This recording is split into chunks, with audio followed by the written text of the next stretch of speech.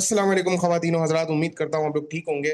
आज की क्लास के अंदर we are going to cover some important questions and ways to solve those important questions and also we are going to cover indices with algebra. अब important question में question number 1 जो हमारे पास आता है, और वो क्वेश्चन नंबर 1 क्या है हमारे पास 8 की power 2/3 and we have to solve this. So to solve this question हमारे पास दो तरीके हैं सॉल्व करने के इस क्वेश्चन को। हम पहले तरीके से समझते हैं, फिर हम दूसरे तरीके से भी समझेंगे। पहला तरीका हमारे पास क्या होता है? पहले तरीके के लिए अगर हमें क्वेश्चन को सॉल्व करना है तो हमें बेसिस के डिफरेंट फॉर्म्स पता होने चाहिए। सर, डिफरेंट फॉर्म्स का क्या मतलब है? सो फॉर एग्जांपल, मैं बेस हमारे पास इधर 8 है और 8 को मैं 2 की पावर 3 लिख सकता हूँ। बिल्कुल लिख सकता हूँ, मैं 8 को 2 की पावर 3 बिल्कुल लिख सकता हूँ। तो ये 2 की पावर 3 जो है ये 8 का डिफरेंट फॉर्म है। अब मैं इस डिफरेंट फॉर्म को यूज करके किस तरीके से इस क्वेश्चन को सॉल्व करूंगा?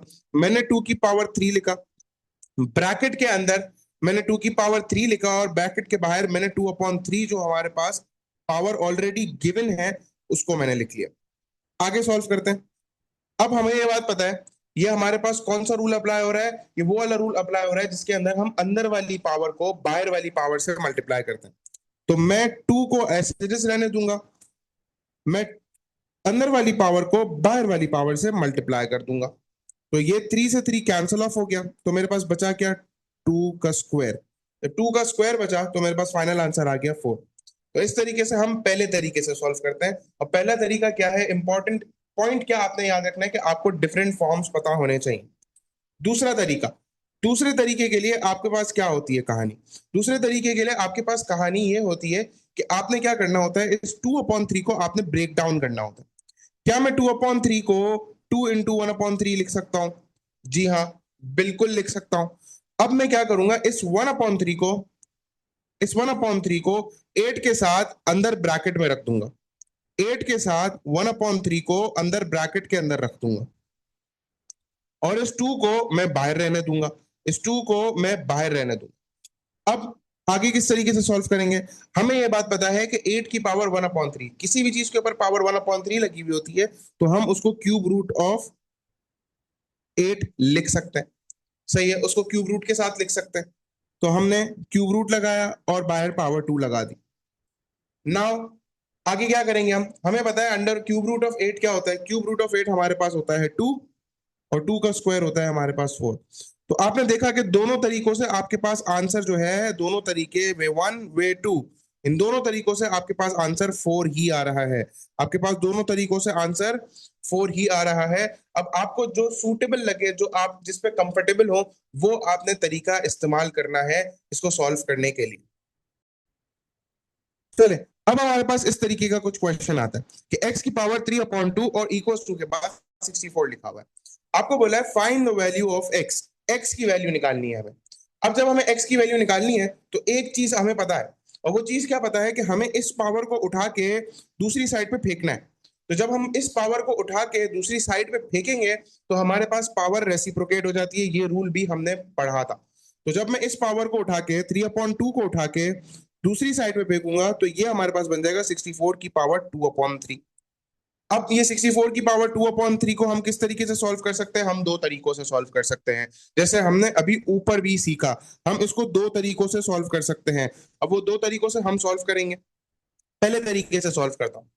अब मैं 64 को 4 का क्यूब लिख सकता हूं, बिल्कुल लिख सकता हूं। 4 के क्यूब लिखने के बाद मैंने 4 का क्यूब अंदर ब्रैकेट के अंदर लिखा और 2/3 बाहर लिखा। अगेन अंदर वाली पावर को बाहर वाली पावर से मल्टीप्लाई किया तो ये हमारे पास कैंसिल ऑफ हो गया। तो हमारे पास बचा क्या? 4 का स्क्वायर, जिसका आंसर होता है हमारे पास 16। अब सिर्फ पहले तरीके से मैं नहीं सॉल्व करूंगा, मैं आपको दूसरे तरीके से भी सॉल्व करके बताऊंगा। दूसरे तरीके में हम क्या करते थे, हम 2/3 जो पावर है उसको हम ब्रेक करते थे। तो हम क्या करेंगे, ब्रेक करेंगे। 2/3 को मैं लिख सकता हूं 2 मल्टीप्लाई बाय 1/3। 2 मल्टीप्लाई बाय 1/3 मैं लिख सकता हूं। अब मैं क्या करूंगा, मजीद इसको सॉल्व करूंगा। 64 1/3 को ब्रैकेट के अंदर और 2 को हम लोग बाहर ब्रैकेट के रख देंगे। 64 1/3 को मैं क्यूब रूट ऑफ 64 लिख सकता हूं और cube root of 64 is 4, square already बाहर है हमारे पास और 4 स्क्वायर का आंसर हमारे पास होता है 16। तो उम्मीद करता हूँ ये चीज आपको समझ में आ गई होगी कि अगर आपके पास कुछ इस तरीके के क्वेश्चन आते हैं तो आपने किस तरीके से इनको केटर करना है, किस तरीके से इनको सॉल्व करना है। हमेशा याद रखें कि जिस वे में आप कंफर्टेबल हो वही वे यूज करें। मेरा मकसद दो तरीके सिखाने का इसीलिए है कि अगर कहीं पे आप फंस रहे हो तो आपने दूसरा तरीका आपको याद हो, आपको पता हो, ताकि आप इजीली उसको सॉल्व कर सकें। चलिए जी, अब indices with algebra. Indices with algebra का इंट्रोडक्शन समझते हैं। इंडाइसेस विद अलजेब्रा के अंदर आपके पास यूजुअली इक्वेशन सॉल्व करने के लिए आती है। क्या करने के लिए आती है? इक्वेशन सॉल्व करने के लिए आती है। अब हमारे पास एक कंसिस्टेंट रूल होता है इंडाइसेस विद अलजेब्रा में, जिसके अंदर हम इक्वेशंस को सॉल्व करते हैं। और वो कंसिस्टेंट रूल क्या होता है कि हमारे पास लेफ्ट हैंड साइड की बेस और राइट हैंड साइड की बेस इक्वल होनी चाहिए। सही है, बराबर होनी चाहिए, सेम होनी चाहिए। That one consistent rule regarding solving equations is that the left hand side and on the right hand side bases should be same. ये एक consistent rule है जो आपको पता होना चाहिए और आपको इसी तरीके से क्वेश्चंस को सॉल्व करने अलजेब्रा के। जब बेसिस सेम होती हैं दोनों साइड पे तो हम बेसिस को कैंसिल ऑफ कर देते हैं और पावर्स को यूज करके हम अननोन्स फाइंड आउट करते हैं और इक्वेशंस को सॉल्व करते हैं। अब किस तरीके से इसके सवालात आते हैं गौर से देखते हैं। फॉर एग्जाम्पल हमारे पास क्वेश्चन आया 4 to the power x multiply by 16 equals to 64। अब इसको किस तरीके से सॉल्व करना है? मैंने आपको क्या बताया, हमारे पास जो कंसिस्टेंट रूल होता है उसे हमें फॉलो करना है। हमें लेफ्ट हैंड साइड और राइट हैंड साइड की बेसिस को सेम करना है। अब हमारे पास 4 टू द पावर x है, हम सब वैल्यूज को 4 टू द पावर x पे लेकर आ जाते हैं। 4 to the power x, colour change कर लेते हैं। 4 टू द पावर x है मल्टीप्लाई बाय, अब 16 को मैं 4 बेस पे कैसे लेकर आऊंगा? मुझे पता है 4 का स्क्वायर 16 होता है। और 64 को किस तरीके से लेकर आऊंगा?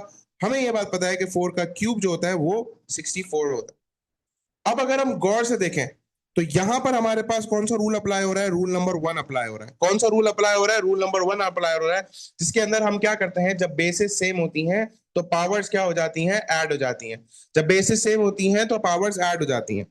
अब हम नीचे देखें तो हमारे पास क्या हुआ, बेसिस सेम थी और पावर्स हमने ऐड कर दी x+2। और हमारे पास इक्वल्स टू की राइट हैंड साइड पे भी हमारे पास बेस सेम है, उसके ऊपर पावर 3 है। हमने दोनों बेसिस को कैंसिल ऑफ कर दिया। ये रूल आपको पता होना चाहिए, जब भी इक्वल्स टू की लेफ्ट हैंड साइड और राइट हैंड साइड पे बेसिस सेम होती है तो बेसिस कैंसिल हो जाती है, बेसिस खत्म हो जाती है। अब हम इन दोनों को यूज करके हम x की वैल्यू फाइंड आउट करेंगे। किस तरीके से? गौर से देखिए,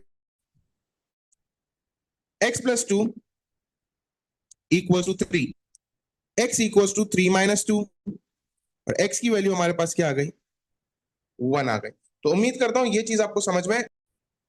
अब ये जो नेक्स्ट क्वेश्चन है हमारे पास, ये भी कुछ सिमिलर क्वेश्चन है। अब सिमिलर क्वेश्चन के अंदर हमें क्या करना होता है, हमें ये बात याद होनी चाहिए, और ये बात मैं बार बार आपको बता रहा हूं। ये बात आपको क्या याद होनी चाहिए कि लेफ्ट हैंड साइड और राइट हैंड साइड की बेसिस सेम होंगी तो इक्वेशन सॉल्व होंगी। अब किस तरीके से करेंगे? हमारे पास 5 टू द पावर x है अपॉन 5 टू द पावर 4 है, और हमारे पास इक्वल्स टू 125 लिखा हुआ है। अब 125 को मैं 5 की पावर में किस तरीके से कन्वर्ट करूंगा, ये आपको पता होना चाहिए किस तरीके से हम इसको कन्वर्ट कर सकते हैं। अब मुझे पता है कि 125 को मैं 5 का क्यूब लिख सकता हूँ। 125 को मैं 5 का क्यूब लिख सकता हूँ, तो 4 to the power x upon 5 to the power x upon 5 to the power 4 is equals to 5 का क्यूब। अब अगर मैं इधर चेक करूं तो ये हमारे पास कौन सा रूल अप्लाई हो रहा है? रूल नंबर 2 अप्लाई हो रहा है, जिसके अंदर जब बेसिस सेम होती हैं और डिवाइड हो रही होती हैं तो हम पावर्स को माइनस कर देते हैं और बेसिस को कॉमन ले लेते हैं। तो बेसिस को हमने कॉमन ले लिया, पावर्स को हमने माइनस कर दिया, और हमने इक्वल्स टू के साथ 5 टू द पावर क्यूब भी लिख लिया। दोनों साइड पे बेसिस सेम है, बेसिस कैंसिल हो जाएंगी, बचेगा क्या? पावर्स बचेंगी। उनको यूज करके हम इक्वेशन को सॉल्व कर लेंगे। x-4 equals to 3, x equals to 3 + 4 and x equals to 7। तो ये चीज आपको समझ में आ गई होगी। नेक्स्ट क्वेश्चन की अगर हम बात करें तो हमारे पास क्या है? 8 to the power x multiply by 64 equals to 1। अब सर ये 1 है, अब 1 को मैं 8 टू द पावर x में किस तरीके से उसकी बेस 8 कैसे बनाऊंगा? 1 की बेस 8 कैसे बनाऊंगा? 64 की बेस 8 बन जाएगी। 8x मल्टीप्लाई बाय 64 को मैं 8 का स्क्वायर लिख सकता हूं। अब मैं ये 1 को 8 की बेस पे कैसे लेकर आऊंगा? बेटा आपने वो रूल याद करना है जो मैंने आपको सिंपल बेसिक रूल बताया था लास्ट क्लास में। उसके अंदर क्या था कि किसी भी चीज की पावर 0 होती है तो उसका आंसर 1 होता है। तो अगर मैं 1 को 8 टू द पावर 0 लिख दूं तो मुझे पता है इसका आंसर 1 होगा। इसका मतलब क्या है कि मैं 1 को 8 टू द पावर 0 लिख सकता हूं। अब हमारे पास बेसिस सेम हो गई सारी, सही है। अब हमारे पास यहाँ पर अगेन रूल नंबर 1 अप्लाई हो रहा है, तो हमारे पास बेस कॉमन आ जाएगी, पावर्स ऐड हो जाएंगी, x+2 equals to a to the power 0, bases cancel हो गई, x+2 इक्वल्स टू 0 और x की वैल्यू हमारे पास आ गई -2। ठीक है, तो उम्मीद करता हूँ ये चीज समझ में आ गई होगी। इसको मैं इंग्लिश में भी थोड़ा सा आपको बताता हूँ। In this case if you want to make 1 equals to the base, we will write 1 as a to the power 0 as per rule number 6। तो हमने रूल नंबर 6 में पढ़ा था कि किसी भी चीज की पावर 0 होती है तो उसका आंसर हमेशा 1 होता है। चलो जी, अब इस क्वेश्चन को देखते हैं। अब इस क्वेश्चन को अगर हम गौर से देखें तो हमारे पास क्या कहानी है। हमें क्या करना है, दोनों बेसिस को सेम करना है, दोनों की बेसिस को सेम करना है। लेकिन सर इक्वल्स टू की राइट हैंड साइड पे 4 लिखा हुआ है, बेस तो नहीं है ये, तो उसके ऊपर कोई पावर तो नहीं लगी हुई, मतलब ये बेस तो नहीं है, सादा नंबर है। नहीं बेटा, किसी भी चीज के ऊपर कोई पावर नहीं लगी हुई होती है तो उसके ऊपर पावर हम अज्यूम करते हैं कि 1 लगी हुई।